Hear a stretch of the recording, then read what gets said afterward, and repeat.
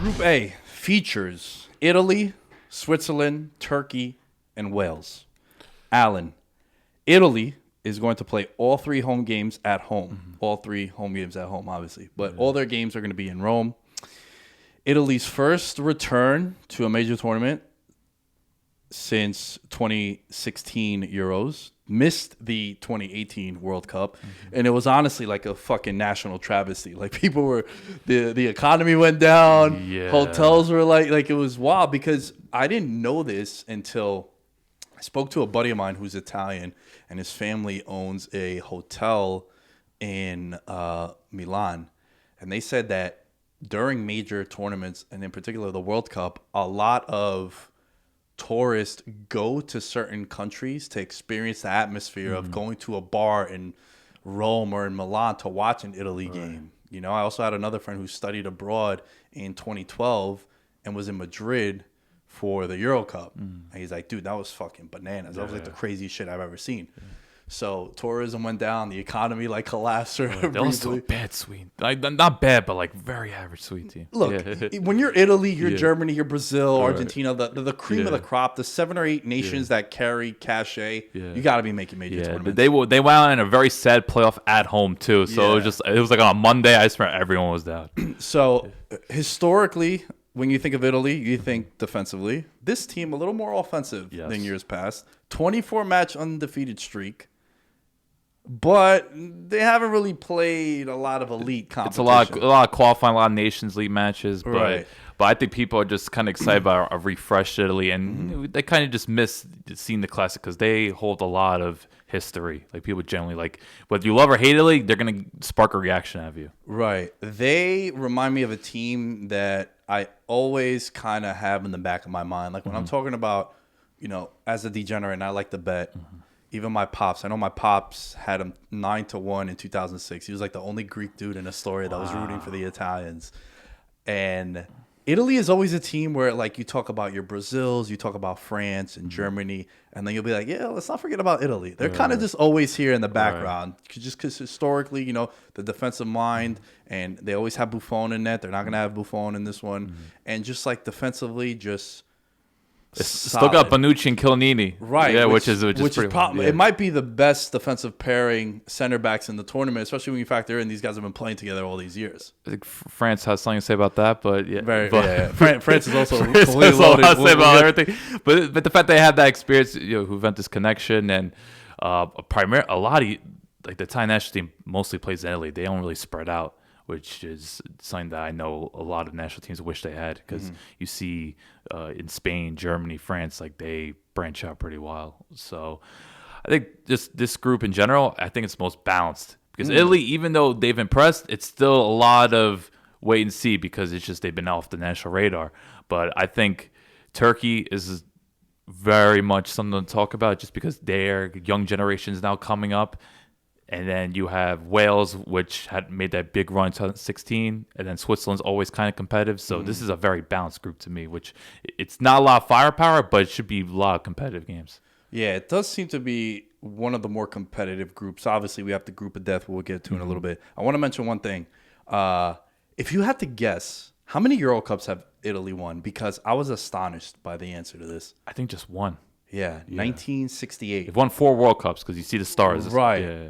I was like, seriously? I had to check like another source too, because I just couldn't believe it. I just would have thought. And they have 2 second place finishes in 2000 and then in 2012. Got absolutely demolished in 2012. Yeah. And then they lost in extra time to Trezeguet, who was playing in Italy at the time. Scored that game winner there too. I never would have guessed that they've only won one. Immobile, 20-goal campaign. Won the Golden Shoe last year. Big reason why Lazio made it to Champions League knockout stage. Which the Golden Shoe is when you lead all goal scorers in Europe. We had 36. Yeah.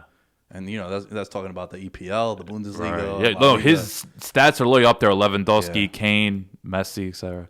I feel confident saying they should win the group. Italy definitely should win the group. I think they might have one of the best midfields, period. Like Barella was a big reason why Inter won Serie A for the first time over 10 years. Jorginho just won Champions League with Chelsea. Verratti stays healthy, which I know my just man. fingers crossed. Always can you just stay healthy for once.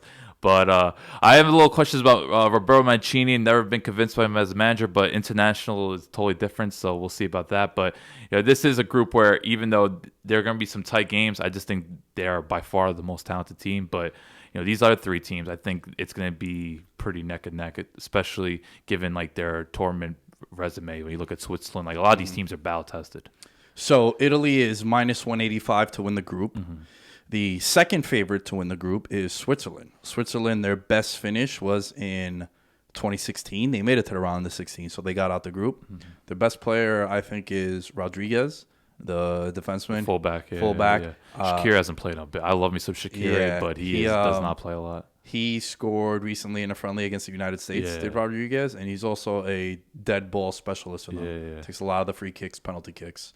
So they're pretty bland, but the thing is they're very they have a lot of tournament experience. They're very unified, but it's not always pretty to see. And their most exciting player barely plays for Liverpool, so they're kind of like a team you see moments, but ultimately they're kind of boring and neutral, like their country actually is too, right? Like they got good food, I heard, but as someone that's never been to Switzerland, we're gonna be trashing a lot of these countries, and I've never been to them. Turkey.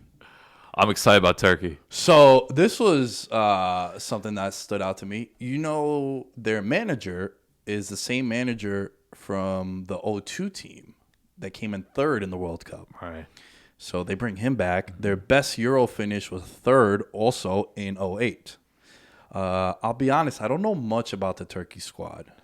They're exciting because in all three parts, so they got this defender who is probably one of my fit players to watch. His name's Serdar Sayanchu. He's been a big reason why Leicester's been competing for top four place over the past years. Old school. He has like this ponytail. He looks like Undertaker from the 90s when Ministry of Dark. The ponytail, like it goes up and down. Yeah, he is very old school, no nonsense. He's fun to watch. Çalhanoğlu, big reason why Milan qualified for Champions League for the first time in like 8 years. One of those classic set piece specialists. But the main guy, and this is someone everyone has to watch out for. His name's Burak Yilmaz, top striker for Lille. Lille won the French league, which is huge. They surpassed PSG.